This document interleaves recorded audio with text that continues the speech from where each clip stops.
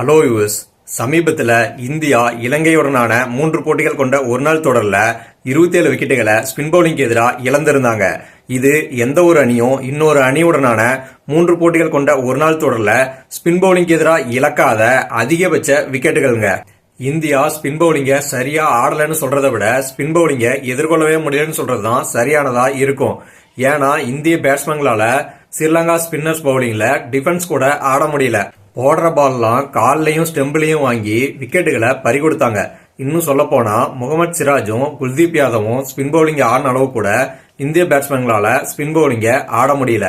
பேசாம விக்கெட் சரிகிற நேரத்துல குல்தீப் யாதவையும் முகமது சிராஜையும் இறக்கி விட்டு ஒருவேளை விக்கெட் சரிவையாச்சும் தடுத்திருக்கலாமோ என்னவோ. ஒரு காலத்துல சச்சின் டெண்டுல்கர், வீரேந்திர சேவாக், சௌரவ் கங்குலி, ராகுல் டிராவிட், விவிஎஸ் லக்ஷ்மன் ஸ்பின் பவுலிங்க நல்லா ஆடின இந்தியா இன்னைக்கு ஸ்பின் பவுலிங்னா என்னன்னு கேட்கற நிலைமையில வந்து நிக்குதுங்க. 2023 ஓடிஐ வேர்ல்டு கப்ல இறுதி போட்டி வரைக்கும் தோல்வியை சந்திக்காம வந்த இந்திய அணியா இப்படி இலங்கை அணிக்கு எதிரான தொடரை இழந்துட்டு வந்து நிக்குதுன்னு ஆச்சரியப்படுறாங்க கிரிக்கெட் ரசிகர்கள். அதே நேரத்துல ஃபார்ம்ல இல்லைன்னு விமர்சிக்கப்பட்ட இலங்கை அணியின் ஃபார்மை பார்த்து மிரண்டுதான் போயிருக்காங்க கிரிக்கெட் ரசிகர்கள். எது எப்படியோ இனி வரும் காலங்கள்ல இந்திய அணி ஸ்பின் பவுலிங்க்கு எதிராக இம்ப்ரூவ் பண்ணாட்டி இந்திய அணி உலகத்தரம் வாய்ந்த அணிகள்ல இடம்பெறுவது கடினங்க. இந்த வீடியோ பிடிச்சிருந்தா லைக் பண்ணுங்க, ஷேர் பண்ணுங்க, சேனலை சப்ஸ்கிரைப் பண்ணுங்க. இந்த வீடியோ பத்தின உங்களது கருத்துக்களை கமெண்ட் பாக்ஸ்ல தெரிவிங்க. நன்றி மக்களே.